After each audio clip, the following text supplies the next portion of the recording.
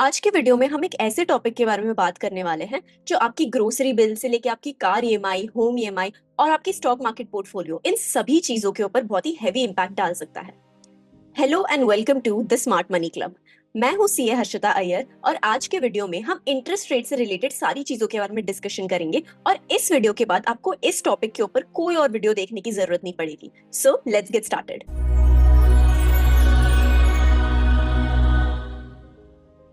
कल का दिन स्टॉक मार्केट के लिए बहुत ही ज्यादा इंपॉर्टेंट है क्योंकि कल आरबीआई की मॉनेटरी पॉलिसी कमेटी अपना इंटरेस्ट रेट्स के ऊपर डिसीजन रिलीज करने वाली है।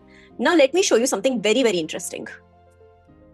सो मेरी स्क्रीन पे जो आप ग्राफ देख सकते हैं, इस ग्राफ में इंटरेस्ट रेट को 2022 से लेकर के आज तक ग्राफिकली रिप्रेजेंट किया गया है। So you can clearly see here कि लास्ट टाइम इंटरेस्ट रेट को बढ़ाया गया था 31 जनवरी 2023 में 6.25% से 6.5% पे। यानी पिछले 2 सालों से आरबीआई ने इंटरेस्ट रेट को टच नहीं किया है, जैसे था वैसा का वैसा ही रहने दिया है। अब गोइंग फॉरवर्ड 3 चीजें हो सकती हैं। या तो आरबीआई इंटरेस्ट रेट को बढ़ा देगा, या तो आरबीआई इंटरेस्ट रेट को कट कर देगा यानी गिरा देगा, या तो जैसे के जैसा था उसको वैसा ही रहने देगा यानी एट 6.5% जैसा पिछले 2 सालों से हो रहा है। अब तीनों केसेस में हम पे क्या इम्पैक्ट आएगा? तो देखो, फर्स्ट केस में अगर आरबीआई इंटरेस्ट रेट को हाइक कर देता है तो सबसे पहली जो चीज होगी वो होगी बोरोइंग ज्यादा महंगी हो जाएगी। क्यों बोरोइंग ज्यादा महंगी हो जाएगी?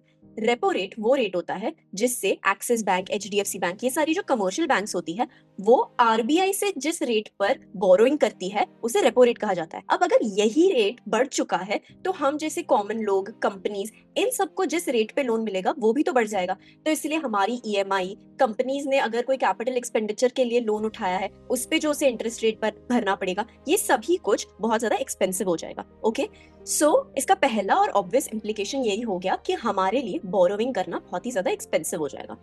अब दूसरा इम्प्लीकेशन ये हो जाएगा कि कंपनी का जो कॉर्पोरेट प्रॉफिट है वो भी कम हो जाएगा बिकॉज उनका इंटरेस्ट एक्सपेंस बढ़ गया। एंड तीसरा इम्प्लीकेशन है कि ओवरऑल इकोनॉमी जो है वो स्लो डाउन हो जाएगी। क्यों ऐसा? क्योंकि अब अगर मुझे कोई गाड़ी खरीदनी थी या मुझे कोई घर खरीदना था तो अब बिकॉज मार्केट में लोन का रेट बढ़ चुका है तो मैं सोचूंगी कि अभी नहीं खरीदती हूँ, मैं उसका कंजम्पशन डिले कर दूंगी। सेम फॉर कंपनीज, अगर कंपनी कोई बहुत मेजर कैपिटल एक्सपेंडिचर का प्रोजेक्ट करने वाली होगी तो वो रुक जाएगी कि चलो 1-2 साल बाद या जब भी इंटरेस्ट रेट गिर जाएंगे तब हम ये करेंगे। तो ओवरऑल इकोनॉमी जो है, ओवरऑल जीडीपी जो है, उसका ग्रोथ रेट कम हो जाएगा। तो ये तो तब होगा जब आरबीआई इंटरेस्ट रेट को बढ़ा देगी। दूसरा केस हो सकता है आरबीआई इंटरेस्ट रेट को गिरा दे। अगर आरबीआई इंटरेस्ट रेट को गिराती है तो अब हमारे लिए बोरोइंग सस्ती हो जाएगी, हमारी जो एक्सिस्टिंग ईएमआई है वो थोड़ी सी कम हो जाएगी। हम सोचेंगे कि अगर हमें कोई गाड़ी या घर लेना है तो हम अभी उसके लिए लोन उठा लेते हैं क्योंकि मार्केट में इंटरेस्ट रेट सस्ते चल रहे हैं। सिमिलरली जो हाई डेट कंपनीज है उनके जो इंटरेस्ट का एक्सपेंस है वो भी कम हो जाएगा। दूसरा इम्पैक्ट होगा कि अगर सपोज कर लो कोई कंपनी है जिसे कोई प्रोजेक्ट या कोई फैक्ट्री सेटअप करनी है जिसके लिए उसे लोन उठाना है तो वो सोचेगी कि चलो इसी क्वार्टर में कर लेते हैं क्योंकि अभी इंटरेस्ट रेट सस्ते चल रहे हैं। एंड तीसरा और सबसे इंपॉर्टेंट पॉइंट कि ओवरऑल हमारी इकोनॉमी जो है इन सभी चीजों की वजह से बूस्ट अप होगी। अब ये तो हो गया अगर रेट हाइक हुआ और रेट कट हुआ तो। Now third and last option is कि आरबीआई पिछले 2 सालों से जो करती आ रही है आगे भी वही चीज करे और इंटरेस्ट रेट को 6.5% पे ही रखे, यानी नो चेंज। अब ये तीनों के तीनों केसेस में से आपको तो यही लग रहा होगा कि रेट कट वाला ऑप्शन सबसे ज्यादा बेस्ट है क्योंकि इससे हमारी ईएमआईज भी सस्ती हो जाएगी, इससे जीडीपी भी बूस्ट हो जाएगी, इससे कंपनीज का प्रॉफिट भी बहुत अच्छा होगा, कंपनीज अच्छे अच्छे प्रोजेक्ट्स भी करेगी, इससे ओवरऑल स्टॉक मार्केट को भी बूस्ट मिलेगा। तो ये तो सभी के लिए विन विन सिचुएशन है, राइट? यही चीज यूनियन मिनिस्टर्स भी चाहते हैं। I certainly believe they should cut interest rates. Growth needs a further impetus. We are the fastest growing economy in the world. We can do even better. And frankly, the largest component of inflation is food inflation. सो जैसा कि इस clip में आप देख सकते हैं, पीयूष गोयल का भी यही ओपिनियन है कि आरबीआई को अब रेट कट कर देना चाहिए। पिछले क्वार्टर में फेड ने भी यूएस इंटरेस्ट रेट्स को गिराया था एंड हिस्टोरिकली यही एक्सपेक्ट किया जाता है कि अगर फेड अपना इंटरेस्ट रेट गिराएगा तो आरबीआई भी अपना इंटरेस्ट रेट गिराना स्टार्ट कर देगा। लेकिन शॉकिंगली पिछले क्वार्टर में फेड के इंटरेस्ट रेट गिराने के बाद भी आरबीआई ने अपने इंटरेस्ट रेट को वैसे का वैसा ही रहने दिया। अब ऐसा क्यों है? अगर इंटरेस्ट रेट को कट करना इतना ही बेनिफिशियल है पूरी की पूरी इकोनॉमी के लिए तो आरबीआई क्यों इंटरेस्ट रेट को कट नहीं कर रहा? इसका रीजन है simple but not so sweet enemy of our entire country, inflation. Inflation पिछले 14 महीने के रिकॉर्ड हाई पे पहुंच चुका है विच इज 6.21%। ऐसे तो आरबीआई का टारगेटेड इन्फ्लेशन रेट होता है 4% और 6.21% का इन्फ्लेशन रेट इस टारगेटेड इन्फ्लेशन रेट से बहुत ही ज्यादा हाई है। अब इसका रीजन क्या है? इसके तीन मेन रीजन है। सबसे पहला, फूड इन्फ्लेशन। इस साल इंडिया में अनसीजन रेनफॉल और क्लाइमेट चेंज बहुत ज्यादा हुई, यानी बिन मौसम बारिश। इसकी वजह से क्रॉप्स का जो हार्वेस्ट एक्सपेक्ट किया गया था उससे काफी ज्यादा कम हुआ, जिसकी वजह से फूड प्राइसेस बहुत ज्यादा बढ़ गए। The second point is world में चल रही geopolitical tensions. Russia Ukraine war की वजह से पूरा का पूरा सप्लाई चेन काफी ज्यादा डिसरप्ट हो चुका है, जिसकी वजह से बेसिक रॉ मटेरियल्स इंपोर्ट करना इंडिया के लिए बहुत ज्यादा महंगा होता जा रहा है। Third reason is rupee depreciation. आज रुपी अपने ऑल टाइम लो पे पहुंच चुका है। $1 को खरीदने के लिए हमें ऑलमोस्ट 85 रुपीज पे करना पड़ रहा है, जो एक टाइम पे 40, 45, 50 हुआ करता था। आज रुपी अपने रिकॉर्ड लो पे पहुंच चुका है, जो हमारे लिए बहुत ही ज्यादा कंसर्निंग चीज है, क्योंकि इंडिया एक ऐसी कंट्री है जहां पे हम इंपोर्ट ज्यादा करते हैं इन कंपैरिजन टू एक्सपोर्ट। सो एक इंपोर्ट डिपेंडेंट कंट्री की करेंसी वीकन होना ये एक बहुत ही ज्यादा कंसर्निंग चीज होती है, क्योंकि अब हमें क्रूड ऑयल और बाकी सारे रॉ मटेरियल्स जो हम बाहर से इंपोर्ट करते हैं उसके लिए हमें ज्यादा प्राइस पे करना पड़ेगा।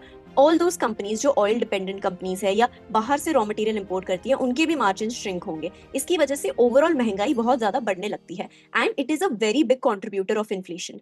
सो इन तीन रीजंस की वजह से ही हमारी इन्फ्लेशन पिछले 14 महीने की रिकॉर्ड हाई पे पहुंच चुकी है।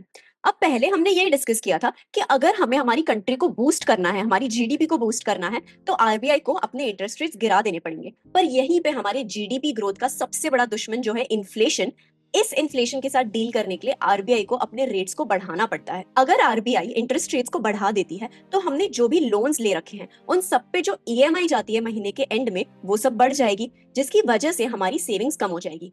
हमारी सेविंग्स कम हो गई तो हमारी स्पेंडिंग पावर कम हो जाएगी और हम मार्केट में कम गुड्स डिमांड करेंगे, जिसकी वजह से ओवरऑल जो महंगाई है मार्केट में वो गिर जाएगी और इन्फ्लेशन कंट्रोल में आ जाएगा। अब यहीं पे बहुत ही ज्यादा ऑकवर्ड और यूनिक सिचुएशन अराइज होती है, जहां पे एक साइड पे जीडीपी को बूस्ट करने के लिए आरबीआई को रेट कट करने की जरूरत है और वहीं पे इन्फ्लेशनरी प्रेशर को कंट्रोल में लाने के लिए आरबीआई को रेट्स बढ़ाने की जरूरत है। तो एक तरीके का डेडलॉक क्रिएट हो जाता है। अब अगर हम जीडीपी की बात करें तो पिछले क्वार्टर हमारी जीडीपी ने बिल्कुल भी अच्छा परफॉर्म नहीं किया था। एस्टिमेटेड जीडीपी का ग्रोथ रेट था 7% और एक्चुअल जीडीपी ग्रोथ रेट था 5.4%।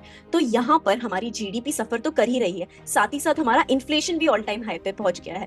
इसीलिए आरबीआई को बहुत ही ज्यादा सोच समझ के आगे का डिसीजन लेना होगा, जिसकी वजह से यही प्रेडिक्ट किया जा रहा है कि आरबीआई अपना स्टांस मेंटेन करेगा और 6.5% पे ही इंटरेस्ट रेट्स को रहने देगा। अब यहीं पे यूनियन मिनिस्टर्स यानी कि गवर्नमेंट का ओपिनियन है कि हमें सबसे पहले हमारी जीडीपी को वापस से ट्रैक पे लेकर आना चाहिए और फिर हमें इन्फ्लेशन के साथ डील करना चाहिए। और वहीं पे आरबीआई का ओपिनियन है कि सबसे पहले हमें इन्फ्लेशन को कंट्रोल में लेकर आना चाहिए, जिसकी वजह से वो रेट कट्स नहीं अनाउंस कर रही है। So as you can clearly understand, हम इस वक्त एक बहुत ही ज्यादा यूनिक और इंटरेस्टिंग सिचुएशन में हैं।